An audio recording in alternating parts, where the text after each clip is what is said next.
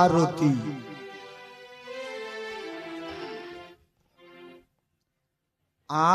আরতি আমরা আরতি করি। এই আরতি শব্দের আবিধানিক অর্থ হলো তথায় হয় সাধুর দরবার, অসাধুর নাই অধিকার, হতেছে সূক্ষ্ম বিচার সত্যের আইন ধরে। আজ সাধুগুরু বৈষ্ণবের বাজার বসেছে। এখানে সত্যের আইন লাগু আছে, এখানে সূক্ষ্ম বিচার হচ্ছে।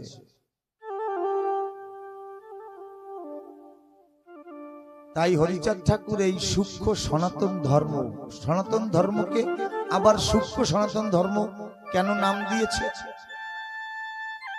কলির কবলে পড়ে প্রতি যুগে জীব বারংবার শাস্ত্রের বিধি নিষেধ, শাস্ত্র আজ্ঞা না মেনে তারা বারংবার কলির কবলে পড়ে তারা পথভ্রষ্ট হয়েছে। তাই এই সূক্ষ্ম তত্ত্বকে আবার নতুন করে প্রতিষ্ঠিত করার জন্য হরিচাঁদ ঠাকুরের আগমন। তাই সূক্ষ্ম বিচার কেমনে হচ্ছে? সত্যের আইন ধরে হচ্ছে। রতি মাসা কমি হলে অমনি তারে দিচ্ছে জেলে। রতি রতি, এই যে প্রেম রতি, কামরতি নয়। কামরতিতে সৃষ্টি রক্ষা হয়, ইন্দ্রিয়ের খোরাক হয়, কিন্তু প্রেম রতিতে প্রেমের বীজ অঙ্কুরিত হয়। বলেন আত্মেন্দ্রিয় প্রীতিবাঞ্ছা তারে বলে কাম, কৃষ্ণেন্দ্রিয় প্রীতিবাঞ্ছা ধরে প্রেম নাম। তাই এই সুন্দর আরতি আমরা সন্ধ্যা লগনে করলাম। এই ভক্তির রতি নিয়ে আমরা লীলামৃত মহাসিন্ধুতে সাঁতার দেব।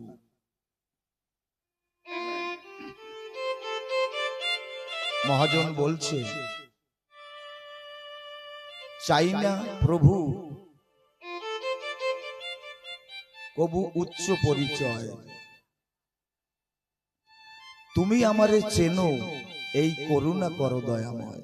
আমি উচ্চ পরিচয়, মান সম্মান, বিষয় বৈভব কিছু চাই না।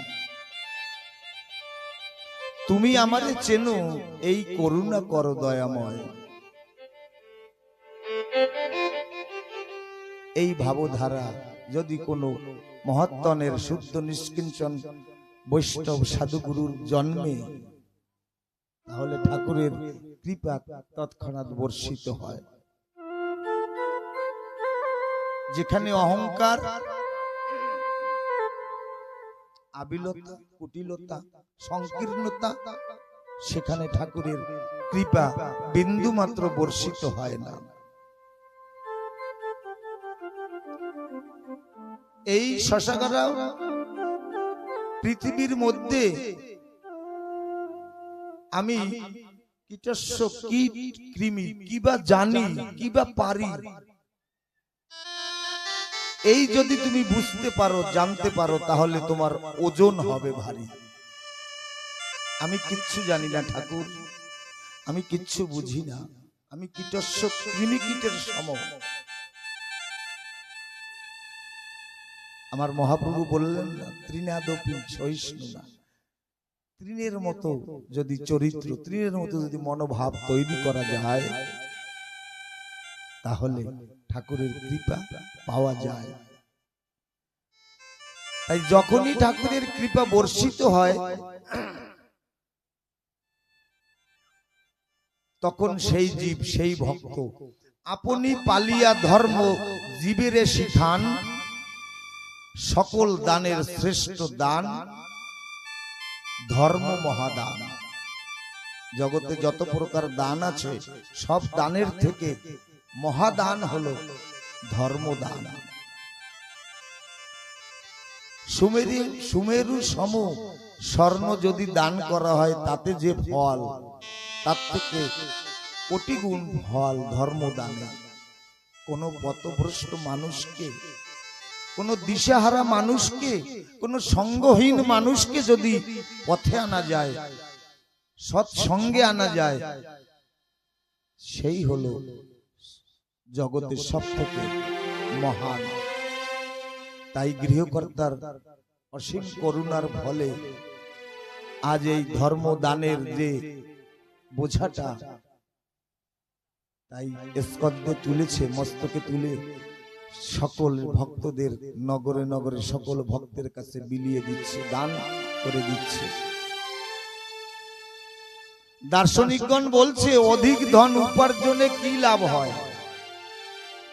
টাটা, বিড়লা, রিলায়েন্স, তাদের তো অসংখ্য ধন রয়েছে। অসীম ধন উপার্জনে কি লাভ হয়? যা লাগে না কবু মানব সেবায়।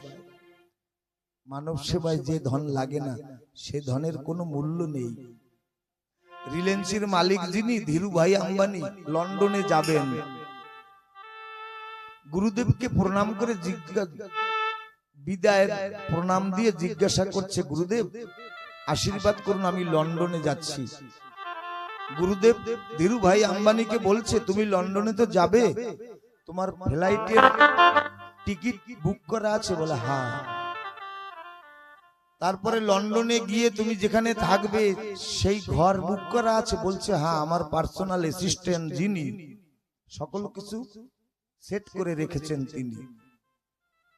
গুরুদেব কিছু সময় মৌনতা অবলম্বন করে বলছে, ধীরু ভাই আমাকে একটা কথার উত্তর দাও তো। যেদিন তুমি এই জীবন বাজারের বেচা কিনা সেরে বৈতরণীর ঘাটে যাবে, যেদিন তুমি এই জগৎ ছেড়ে জগতের হিসাব নিকাশ শেষ করে লীলা সাঙ্গ করবে, পেপারের হেডলাইনে লেখা থাকবে ধীরুভাই আম্বানি চলা গয়া, কিন্তু নিচে লেখা থাকবে না কোথায় গেছে। ধীরুভাই আম্বানি চলে গেছে কিন্তু লেখা থাকবে না সে কোথায় গেছে। সারা জীবন ভরে এত ধন উপার্জন করেছো, এত মান সম্মান একটা করেছো, পেপারে লেখা থাকবে, নিউজ সংবাদ নিউজে দেবে যে ধীরুভাই আম্বানি এত শিল্পপতি ছিলেন, এত ধন উপার্জন করেছেন, কিন্তু এ লেখা থাকবে না সে সঙ্গে কি নিয়ে গেছে। ধীরুভাই আম্বানি শিল্পপতি কিনা ব্যবসায় সবসময় উদ্বিগ্নতার ভিতরে থাকে, ব্যস্ততায় থাকে। গুরুর যখন এই বাক্য মর্ম স্পর্শ করেছে, সুন্দর মতির মতন দু ফোঁটা নয়ন জল ঝরে পড়েছে। বলছে, গুরুদেব এই অমাপ সম্পত্তির মাঝে থেকে আমি কোনোদিন ভাবিনি যে আমারও একদিন চলে যেতে হবে। তখন বলছে, আমি চলে তো যাব, কিন্তু এই ধনের মায়া আমি তো ছাড়তে পারবো না। তাহলে এমন কোন পন্থা, এমন কোন উপায় আছে কি জগতে যে আমি যাবার বেলায় এই অমাপ সম্পত্তি আমি নিয়ে যেতে পারবো? গুরুদেব বলছে, হ্যাঁ আছে।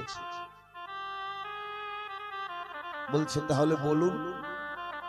বলছে, তোমার এই উপার্জনের যত সম্পদ এর 3 ভাগের 1 ভাগ যদি দিয়ে ভক্ত সেবা করতে পারো, মানব সেবা করতে পারো, তাহলে সেই অর্থ পরমার্থ হয়ে তোমার সঙ্গে সঙ্গে যাবে।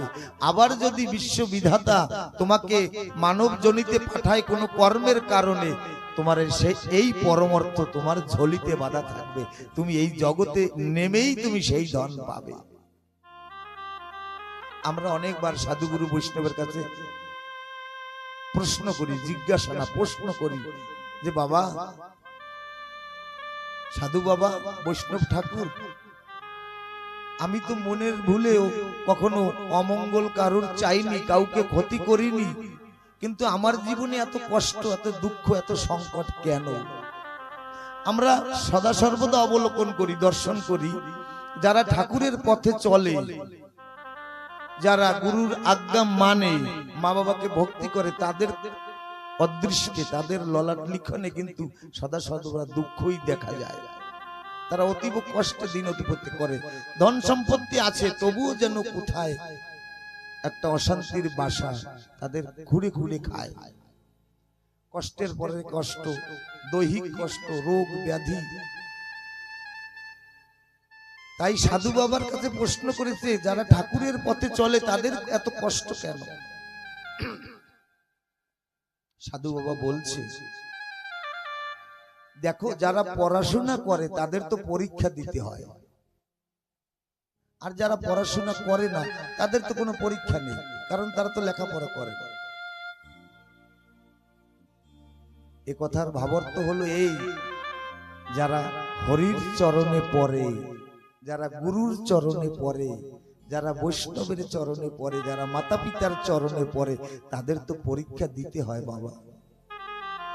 যারা নাস্তিক, যারা পড়ে না, কারোর চরণে পড়ে না, তারা ভাবে যে আমি সবকিছু, যেমন রাবণ ভাবতো আমি সবকিছু, তাদের কোনো পরীক্ষা নাই, তাদের দিন সুন্দরভাবে অতিবাহিত হচ্ছে। তাই আমার বাবা জানার ঔরসে আমি জগতে এসেছি, আমাকে একটা কথা বলতো, খোকারে, ঠাকুরের গুণকীর্তন করতে শিখেছিস বা পেয়েছিস সেই সম্পদ, ঐশ্বরিক দান, তুই যে কোনো ঠাকুরের সভায় যাবি,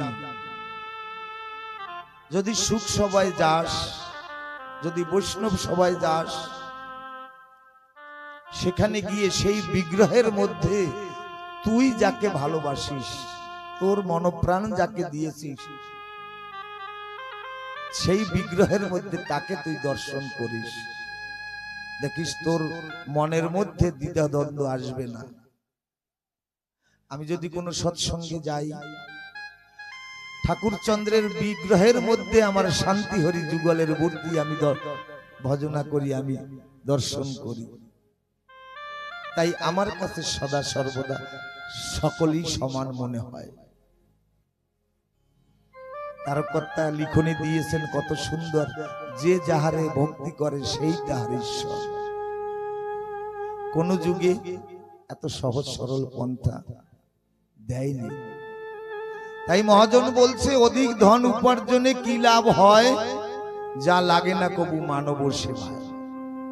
আজ গৃহকর্তা ধন্য,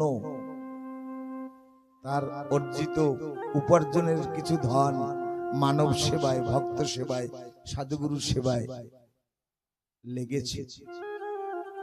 আজ ঠাকুর তাকে অলক্ষ্য থেকে, এই ভক্তের মাধ্যম থেকে তাকে বিন্দু বিন্দু আশীর্বাদ জমা করে তার মস্তকে বরিশন করছে, আর বিন্দু বিন্দু থেকেই সিন্দুর উৎপন্ন হয়।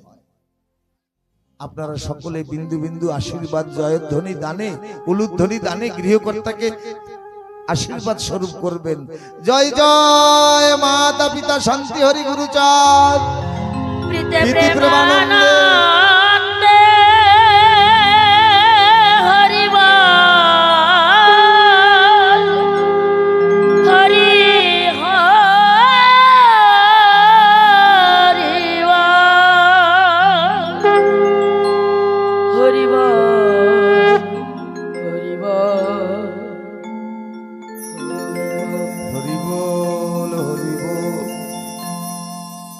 যদি কখনো মনে ভক্তি জাগে,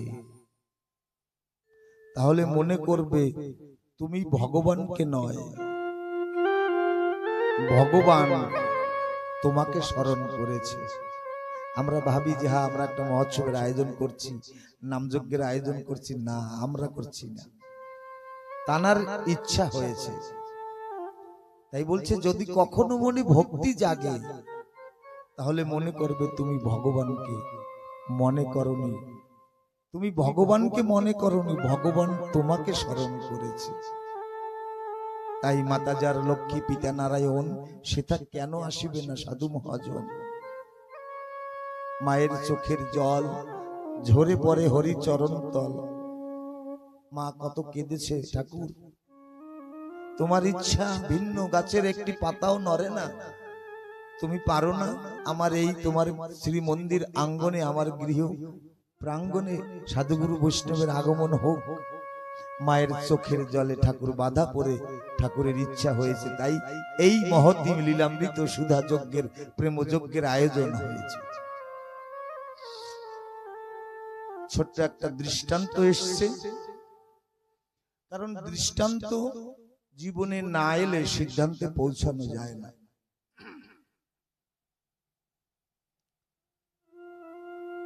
এ কোনো কাল্পনিক কথা নয়, কোনো গল্প কথা নয়, কিছুদিনই আগের কথা। সুদূর বাংলাদেশে একটা পরিবারে দুটো ভাই, মা বাবা তাকে ছোটবেলায় ছেড়ে তারা গন্তব্যে যায়। ছোট্ট ভাইটাকে দাদা ডেকে বলছে, আচ্ছা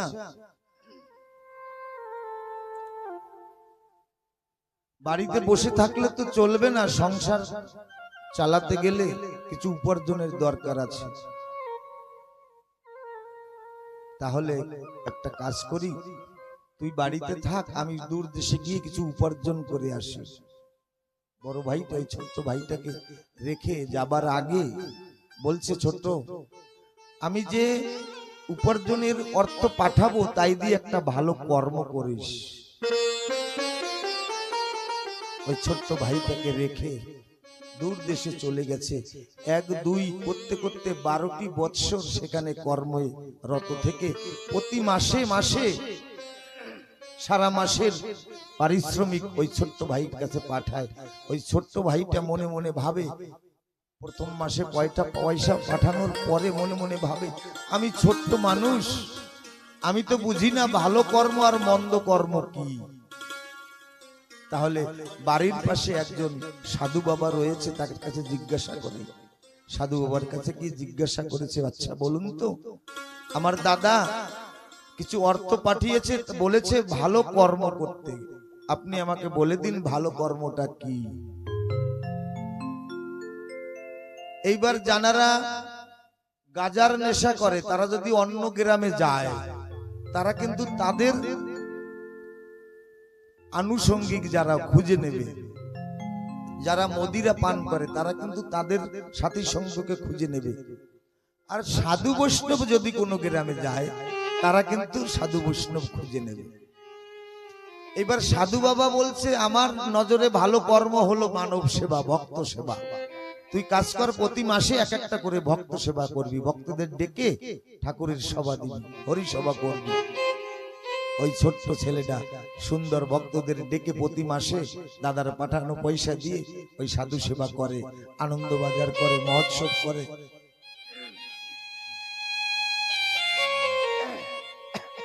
এমনি করে 12টি বছর পরে ওই বরদাদাটা বাড়ি এসেছে। বাড়ি আসার পরে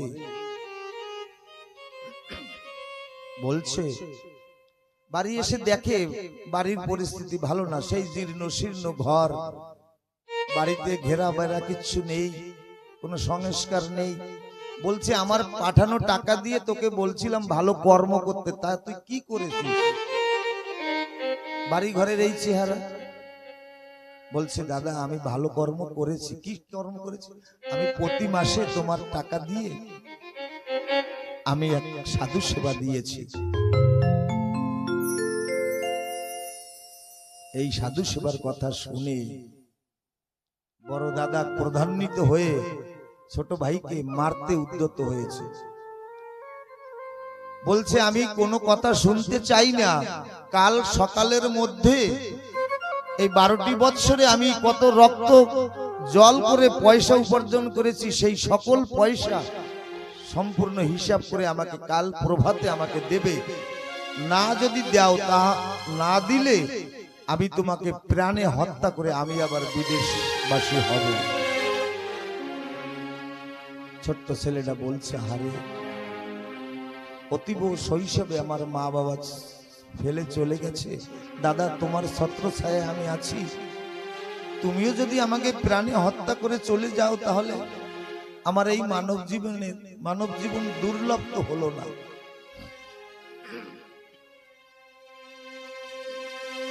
উপায় শূন্য।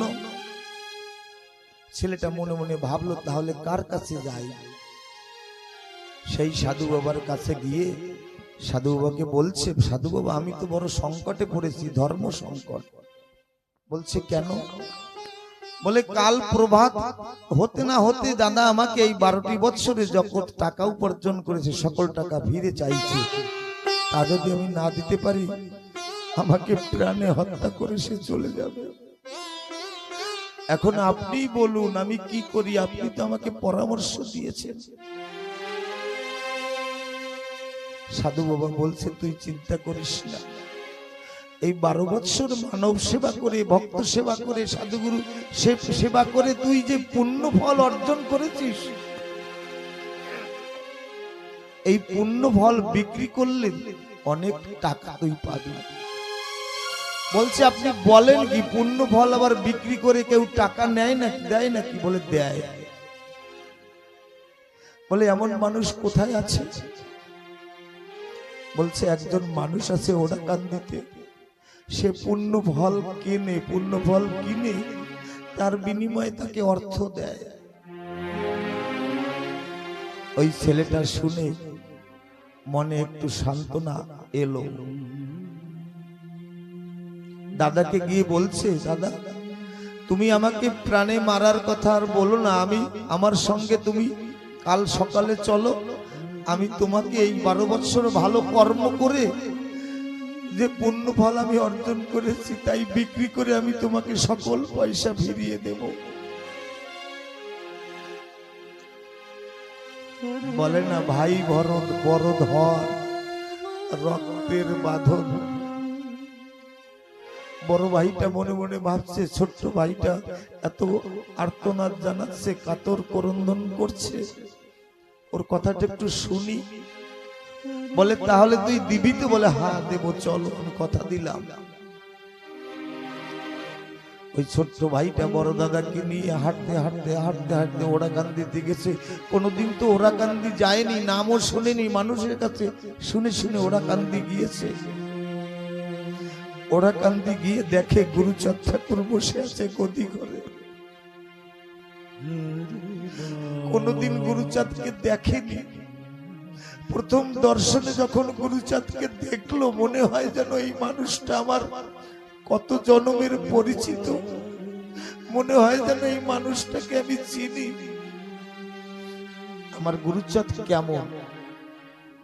এক পলকে দেখলে শতবার অনিবার্য পিপাসা। আরে বারে তাকে যদি কেউ এক পলক দেখে বারবার দেখার পিপাসা জাগে তার নয়নে।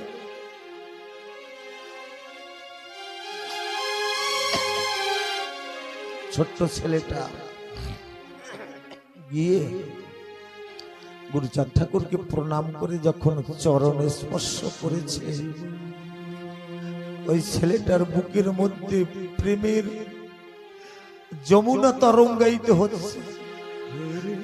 ছেলেটা গুরুচাঁদ ঠাকুরের চরণ জড়িয়ে ধরে বলছে, তোমার চরণ স্পর্শ করার সঙ্গে সঙ্গে আমার মনের মধ্যে প্রেমের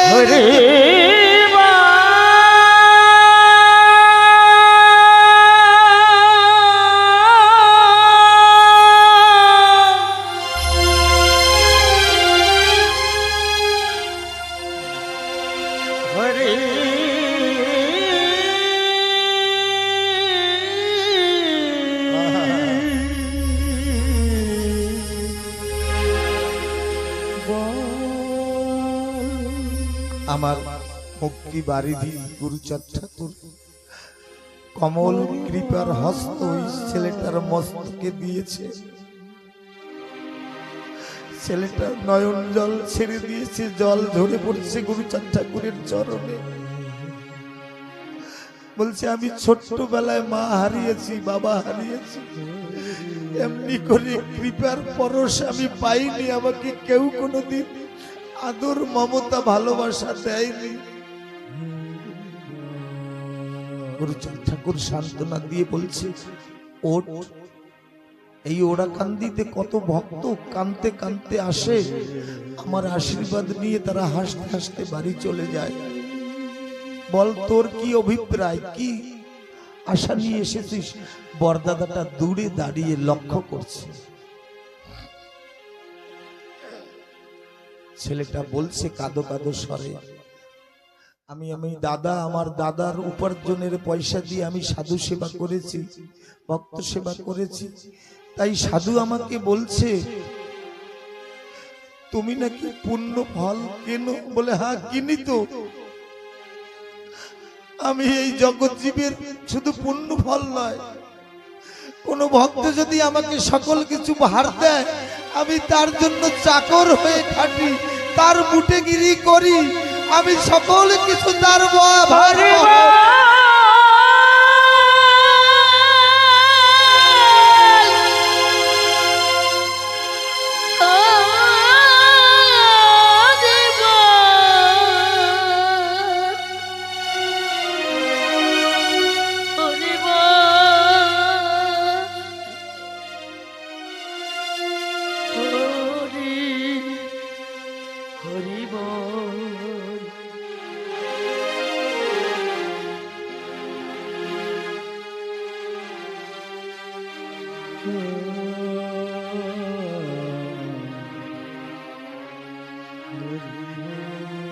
শ্রীকর্তা লিখলেন না, আমার এক চাকর আছে ভাই, মনের ভাব জেনে কার্য করে, হারে এমন নফর দেখি নাই। যখন যাহা বাঞ্ছা করি, পলকে না হতে দেরি অমনি দেয় সে জোগাড় করি, আরে তার মান অভিমান। আমার গুরুচাঁদ কেমন চাকর জানে? যখন এতে ঘুমে থাকি সে আমারে দেয় গোচক। আমি যদি রোগাগ্রস্ত হয়ে হাসপাতালের বেডে শুয়ে থাকি, বন্ধু বান্ধব কিছু ফল আহার নিয়ে আসবে আমার মঙ্গল কামনা করে, ওই ফলের টোপলাটা আমার শিয়রে রেখে যাবে। আমার গর্ভধারিণী মা যিনি, সেও এক রাত্র, দুই রাত্র, তিন রাত্র আমার শিয়রে বসে কাঁদবে, কখন সেও ঘুমিয়ে পড়বে। কিন্তু আমার গুরুচাঁদ ঘুমায় না। আমি গুরুচাঁদকে জিজ্ঞাসা করি, তুমি ঘুমাও না? আমার মা তো ঘুমিয়ে পড়ছে। বলছে, আমি তোর বুকের মধ্যে জেগে আছি, আমি যদি ঘুমিয়ে পড়ি তাহলে তুই অতন্দ্র নিদ্রায়,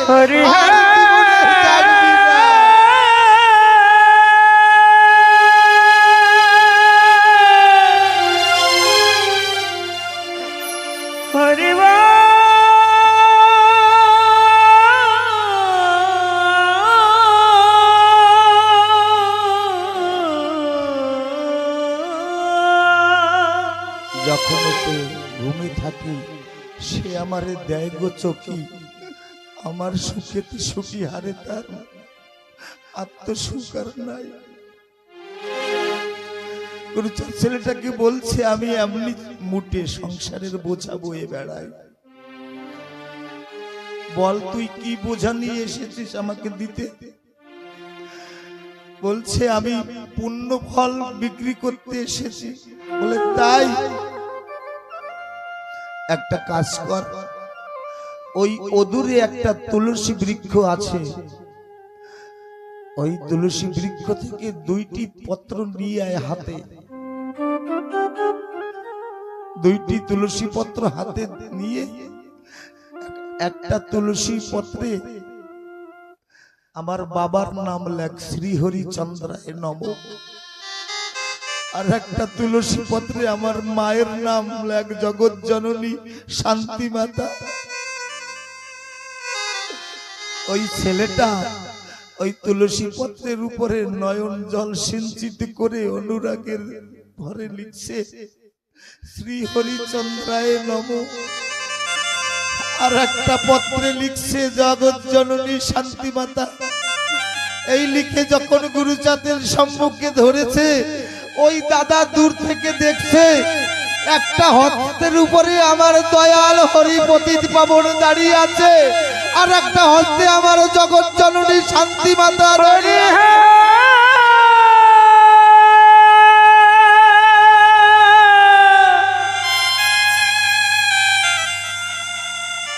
হরে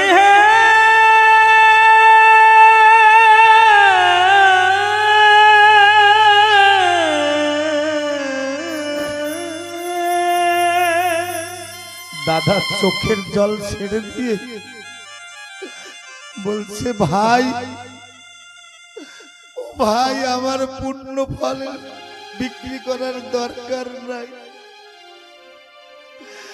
যাকে মুনি ঋষি ধ্যানে বসে পায় না, কত দেবর্ষি কত মহর্ষি তারা বনে বসে যে হরির সাধনা করে, আজ সেই শান্তি হরি আমি বিনা সাধনায় তোর কৃপায় দর্শন করেছি।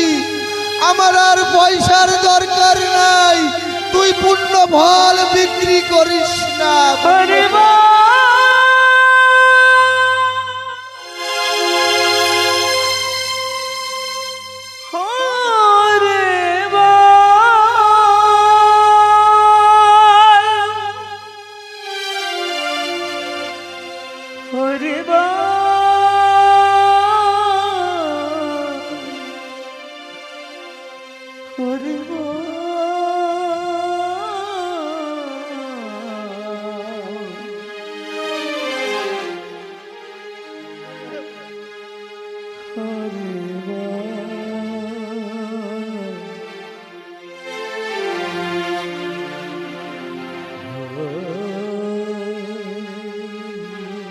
এমনি ভাবে যদি কেউ দিতে পারে ভার, অনায়াসে ভব সিন্ধু হয়ে যায় সে পার।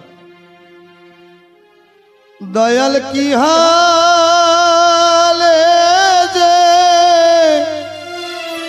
আছি আমি, সবই তোমার জানা রে গুরুচাঁদ, সবই তোমার জানা।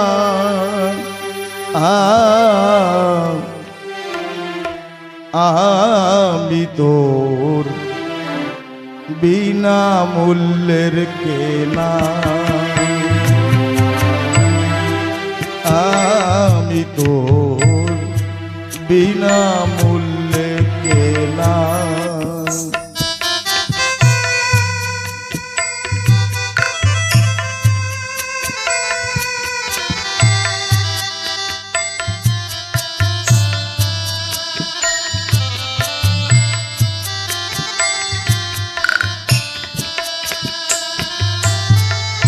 এই ঋণটা কেমন, যে ঋণ শুধিতে গেলে আরো বেড়ে যায়।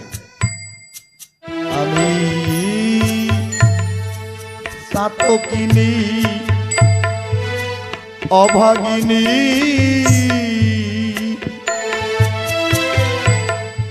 মেঘ বর্ষণ করো তুমি, অন্ন জল চাহি না।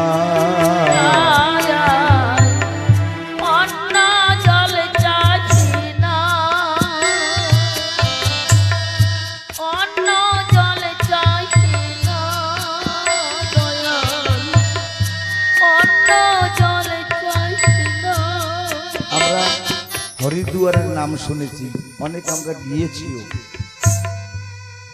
একটা দৃশ্য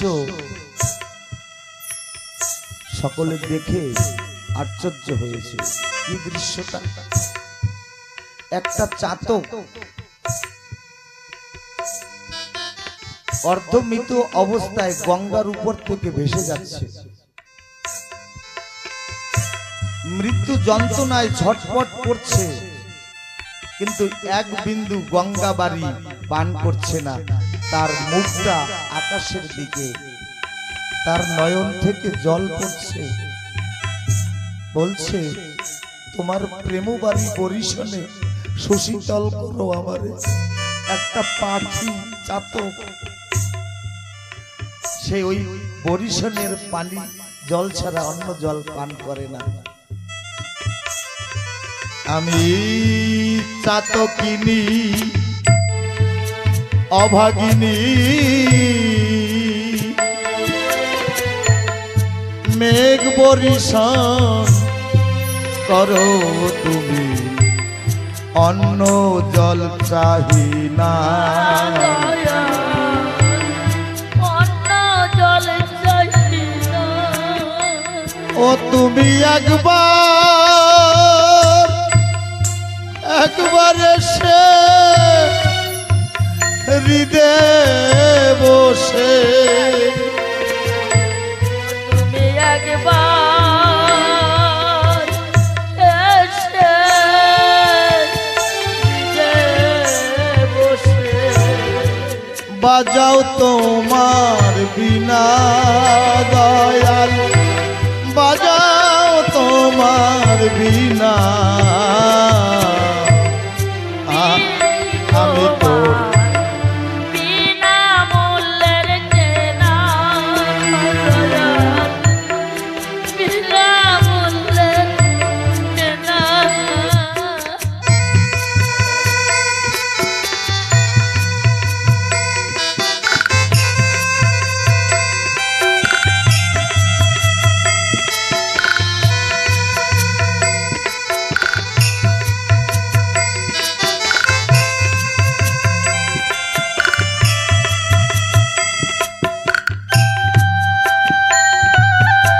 হরি বল, হরি বল, হরি বল। এই বাড়ি দাদাজিনি বিপদ, শ্রী বিপদ পান্ডে, ভঞ্জন পান্ডে দাদাজিনি, উনি কিন্তু বিনা মূল্যে বিক্রি হয়েছিল। বিনামূল্যে বিক্রি করা সন্তান। ছোট্টবেলায় তার পিতা যিনি তাকে স্কন্ধে করে নিয়ে গিয়েছিলেন ঠাকুরনগরে। চোখের জলে ভেসে ভেসে বলছে, আমি 3টা সন্তান নিয়ে এসেছিলাম, বোধহয় একে আর রাখতে পারবো না, এ বোধহয় চলে যাবে।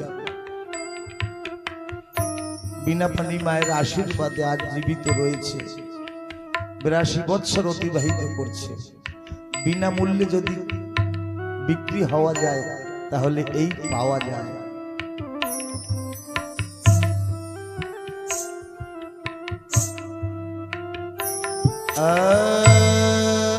একে তো দিন ভিখারি, তাতে আমার জীর্ণ তরি, উপায় কি বলো না। উপায় কি বলো না। তুমি নিজ গুণে কাঙাল জনে, তুমি নিজ গুণে কাঙাল জনে আমায় টেনে নে না রে দয়াল, আমায় টেনে নে না। মূল্যের কেনা দয়াল, বিনা মূল্যের কেনা।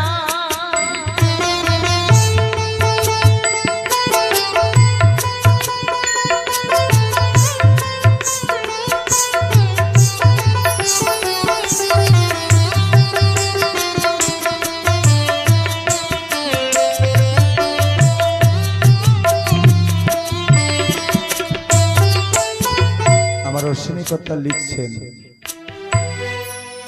কথায় কথায় বলে অনেকজন, ভস্য ভেঙে ভাঙা কুলা করে প্রয়োজন। মায়েরা ছাই ফেলার জন্য ভাঙা কুলা ব্যবহার করে, এই বলছে ভস্য ফেলতে ভাঙা কুলার করে প্রয়োজন, আমায় দাসী দেখো তেমনি মতন। গুরুচাঁদ, তুমি আমায় ভাঙা কুলার মতন দাসী দেখো। আমি তোমার চরণ দাসী, ঘুরি কত দেশ বিদেশি, চলিতে পারি না। চলিতে পারি না। তোমার অধমে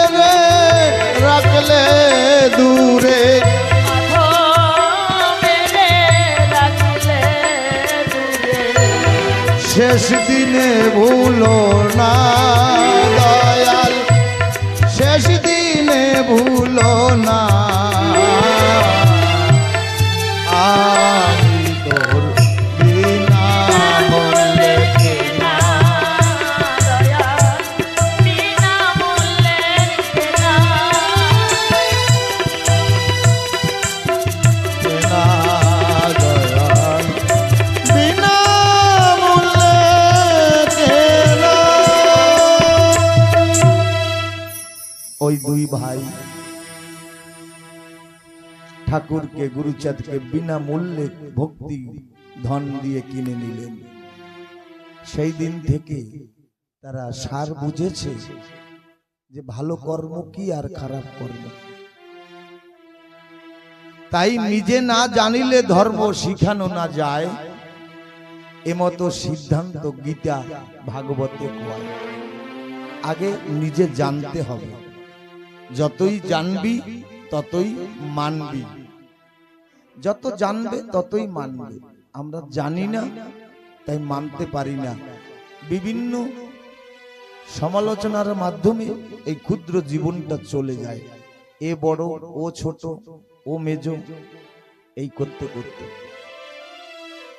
তাই আগে না জেনে যখনই জীব, যখনই ভক্ত জানবে তখনই মানবে, তার মধ্যে শ্রদ্ধা বিশ্বাস জন্মাবে, তখন নিজে আচরণ করবে। আপনি পালিয়া ধর্ম জীবেরে শিখান, সকল দানের শ্রেষ্ঠ ধর্ম মহাদান। তাই টাকা আর সম্মান দুটো কিন্তু দুই রকম। টাকা তো যারা ভিক্ষা করে তারাও কামায়, কিন্তু সম্মান ব্যবহার, বিনম্রতা, ভক্তি, প্রেম দিয়ে অর্জন করতে হয় সম্মান। ব্যবহার ভালো হলে মনই মন্দির, আহার ভালো হলে, খাদ্য খাবার ভালো হলে দেহই মন্দির।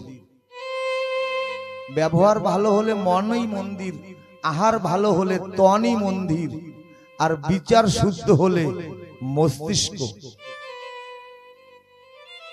মানুষের বুদ্ধিটা মন্দিরে পরিণত হয়। আর যদি তন মন মস্তিষ্ক ভালো হয় তাহলে জীবনটা একটা মন্দির হয়ে যায়। সারা জীবন মন ধীর, মন স্থির হয়ে যায়। যেমন মহাভারতের পাতায় আমরা একটা নাম শ্রবণ করি, যুধিষ্ঠির। উনি তো ভালো যোদ্ধা না, ভালো যোদ্ধা তো হলেন অর্জুন, কিন্তু তবু ওনাকে যুধিষ্ঠির কেন বলা হয়েছে? যিনি সর্বযুদ্ধে স্থির থাকে। চোখে আমার স্বার্থের ঠুলি, মোহেতে অন্ধ, ভিতরে চলিছে কৌরব পাণ্ডবের দ্বন্দ্ব। সদা সর্বদা কিন্তু কুরুক্ষেত্র চলছে ভিতরে, ও হস্তিনার কুরুক্ষেত্র আলাদা। তাহলে সর্বযুদ্ধে আমার স্থির যদি হতে পারি তখনই আমি যুধিষ্ঠির হব, নচেত নয়। তাই বিচার শুদ্ধ হলে মস্তিষ্ক মন্দির হয়, আর যদি মন তন সকল শুদ্ধ হয় তাহলে জীবনটাই মন্দিরে পরিণত হয়। মানুষ কেন মানুষের কাছে আসবে? বলছে না, দানে ধন পবিত্র, ভজনে মন পবিত্র, আর সেবায় তন পবিত্র। আজকে আমার এই বিমল কাকা, তো বিমল কাকা সেবা করছে, তার ধন এবং মন এবং দেহ পবিত্র হয়ে গেছে। দান করলে ধন পবিত্র হয়, সেবা করলে দেহ পবিত্র হয়, আর ভজন করলে মন পবিত্র হয়। মানুষ মানুষের কাছে কেন আসে? তার তিনটা গুণবাচক কর্ম দেখে। কি এই গুণ তিনটা? প্রথম গুণটা হচ্ছে ভাব, দ্বিতীয় গুণ হচ্ছে অভাব, আর তৃতীয় গুণ হচ্ছে প্রভাব। আমার এই কানাই দাদার কত ভাব, যাকে দেখে কোলাকুলি দেয়, সে যে মত পথের হোক, সে মানুষকে প্রাধান্যতা দিয়েছে। ভাব দেখে যদি কোনো মানুষ আসে, তাকে প্রেম ভালোবাসা দাও, প্রেম ভালোবাসা দিয়ে কিনে নাও জনমের মতো। আর অভাব দেখে যদি কেউ আসে, এসে যদি কেউ আর্তনাদ জানায়, আমি অভাব, আমি ভিখারি, আমি দুঃখী, তাকে ধন দিয়ে না হলেও তাকে একটা পরামর্শ হাসি মুখে দিয়ে উপকার করবে। কারণ এক ভিখারি অন্য ভিখারিকে তো ভিক্ষা দিতে পারে না, পরামর্শ দিতে পারে। আমি যদি দুর্বল হই অর্থের দিক দিয়া, তাকে পরামর্শ দেব। এক ভিখারি তাকে পরামর্শ দিতে পারে, আমি তো তোকে ভিক্ষা দিতে পারি না, তবে অন্য গ্রামে আমি গেছিলাম, ওই গ্রামে সবাই গৃহকর্তারা ভালো, ওই গ্রামে যা। অভাব দেখে, অভাবে পড়ে যদি কেউ আসে, তাকে এমনি ভাবে পরামর্শ দিয়ে উপকার করতে হবে। আর প্রভাব দেখে যদি কেউ আসে, হ্যাঁ আমি বৃদ্ধ ব্যক্তি, বিত্তশালী, সম্মান আছে, আমার মাস যশ মান আমার রয়েছে, সকলে আমাকে শ্রদ্ধা করে, এই প্রভাব দেখে যদি কেউ আসে, তাহলে তাকে প্রসন্নতা দান করবে, সন্তুষ্টি দেবে। তা না দিয়ে তাকে যদি অহংকার তাকে দেই, তাহলে আমার এই প্রভাব কিন্তু বেশি দিন থাকবে না। তাই অন্যকেও শান্তি দাও, নিজেও শান্তি পাও। ঠাকুর তোমাকে যোগ্য মনে করেছে, তাই নিজে কৃপা করে আজ শ্রী মন্দিরে এসে বিরাজমান হয়েছে। কত মানুষের লক্ষ কোটি টাকা থাকে, ঠাকুর কিন্তু সে বাড়িতে যায় না। আজ যোগ্য ভক্ত ঠাকুর মনে ভেবেছে, তাই নিজে কৃপা করে এসেছে।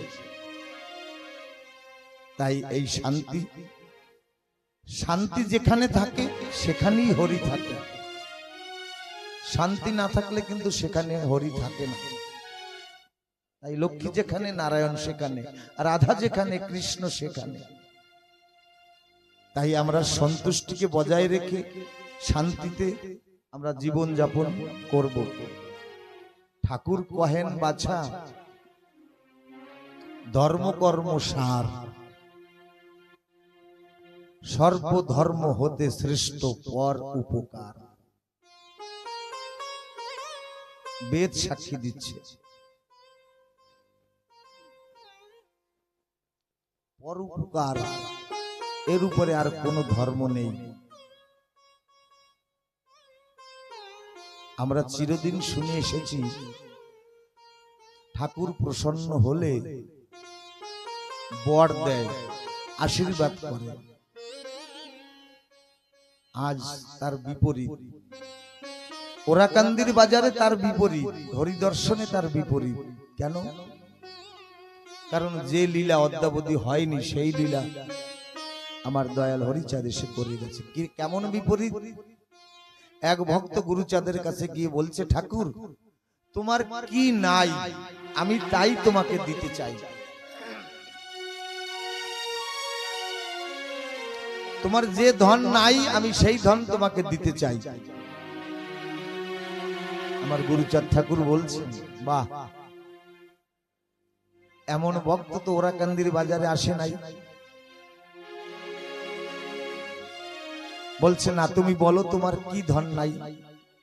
গুরুচাঁদ ঠাকুর বলছে, আমার ঘরে স্বয়ং অন্নপূর্ণা, আদ্যা শক্তি মহামায়া সত্যভামা দেবী, আমার তো কোনো ধনের অভাব নাই। বলে, তবুও বলো কি চাই, তোমার কি ধনের অভাব? গুরুচাঁদ ঠাকুর বলছে, হ্যাঁ তাহলে দিবি, একটা ধনের অভাব আছে আমার। বলে, কি সে ধনটা? বলে, সে ধনটা হলো আমার কাছে আমার মন নেই। বলছে, আমার মনটা, আমার বাবার ভক্ত যারা, তারা আমাকে ভক্তি ডোরে বেঁধে আমার মন তারা নিয়ে গেছে। আমি মন শূন্য হয়ে গেছি, আমি হৃদয় শূন্য হয়ে গেছি। যদি পারিস তোর ওই মনটা আমাকে দে।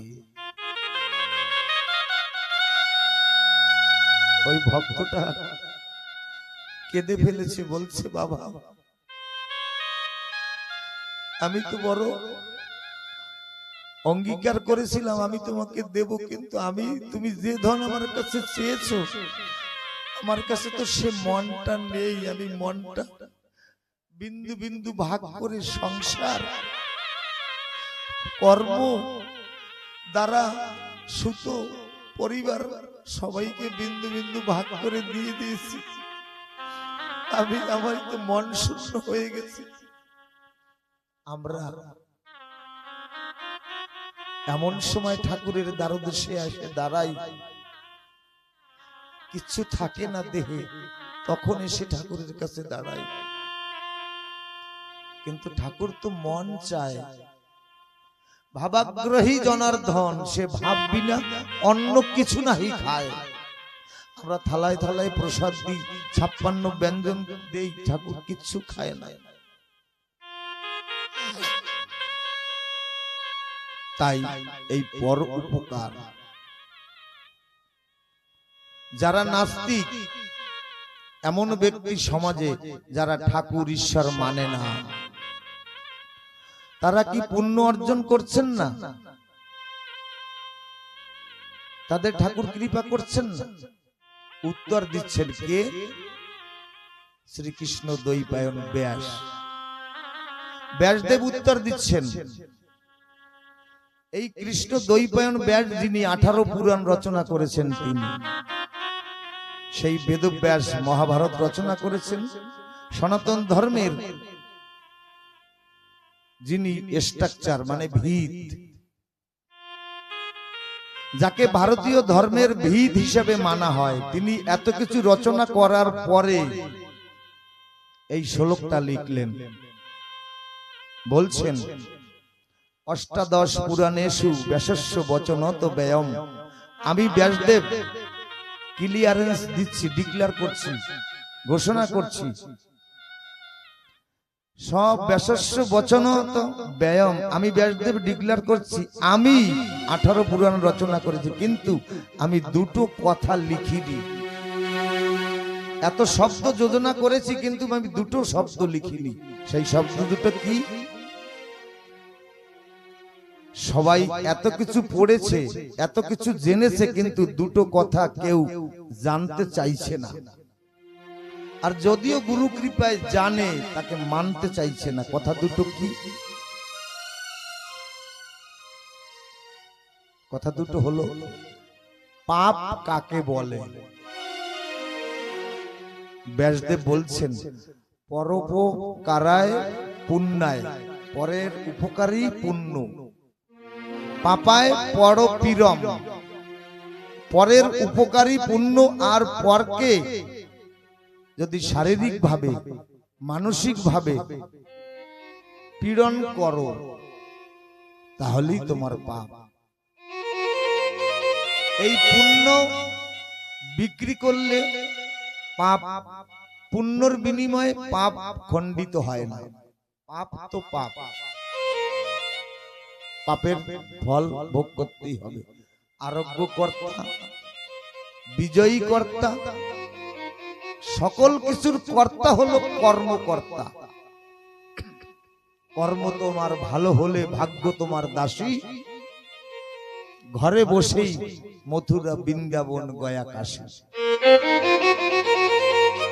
আমার কর্ম ভালো না, আমি তীর্থ করে বেড়াবো, সাধু সঙ্গ করে বেড়াবো, কোনটাই কাজ হবে না বন্ধু। সেই পাপ মানুষকে উৎপীড়ন করার কারণেই আমাদের পাপ আসে। তাই সকল শাস্ত্র গ্রন্থ সাক্ষী দিচ্ছে, সর্বে ভবন্তু সুখিনা সর্বে সন্তু নিরাময়া। সবাইকে আমি সুখে রাখবো, সবাইকে আমি আনন্দে রাখবো। আমার সমৃদ্ধি, আমার মঙ্গলের জন্য আলাদা শনি ঠাকুরের পূজা করতে হবে না। আমার উপার্জনের জন্য আলাদা মা লক্ষ্মীর ব্রত করতে হবে না। কেন? আমি মনে মনে যদি মানুষের অমঙ্গল চিন্তা না করি, আমি মনে মনে যদি মানুষের মঙ্গল চিন্তা করি, তাহলে আমার বাড়িতে মঙ্গল ডাকার জন্য কোনো অনুষ্ঠান করা লাগবে না, মঙ্গল এমনি এমনি এসে আমার দরজায় দস্তক দেবে। আমি যেন মনের ভুলেও মানুষের অমঙ্গল না করি, না ভাবি। তাই অন্ন বস্ত্র ধেনু স্বর্ণ অর্থ করি দান, জগতের বুকে তিনি ধন্য পুণ্যবান। এই সকল দান করলে কিন্তু তিনি পুণ্যবান। তবু না হইতে পারে তাহারও সমান, যেই জন জীবে করে ধর্ম জ্ঞান দান। পুণ্যের ব্যাখ্যায় যদি পুণ্য ক্ষয় হয়, সত্য বাক্যে পাপ ক্ষয় হইবে নিশ্চয়।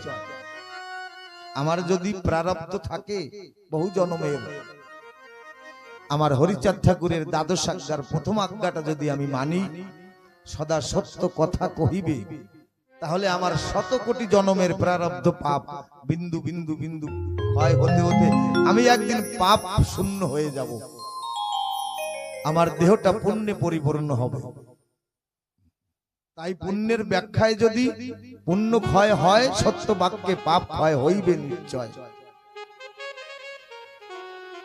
আজ হরিচাঁদ ঠাকুরের এই নিদর্শন কেন? আমরা অজপার ঘরে নাম করি, আমরা মালায় নাম করি, আমরা গণে মনে বনে গহনে নাম করি, কিন্তু আমার হরিচাঁদ ঠাকুর কলির শেষে এই পন্থা দিয়েছে কি? একাকী নাম করেন নিজে তরিবারে।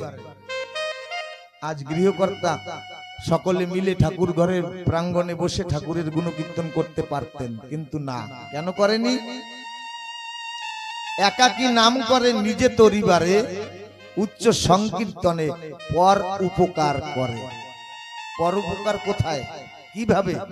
ধন দিয়ে করতে করার দরকার নাই, মন দিয়ে। কেন এই গুরুচাঁদ ঠাকুরের লীলামৃত কলেজ কেন খুলেছে গৃহকর্তা?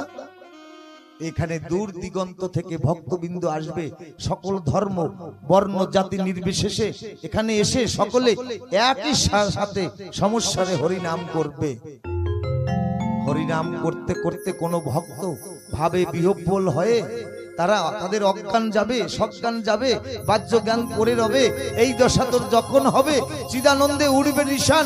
ওই ভক্ত ডেকে ডেকে নয়ন জল দিয়ে ঠাকুরের চরণে বলবে, ঠাকুর আমার যদি পুণ্য ফল থাকে আমি তোমাকে দিলাম, সেই পুণ্য ফলের বিনিময়ে সকল ভক্তকে তোমার চরণের জায়গা দিলাম।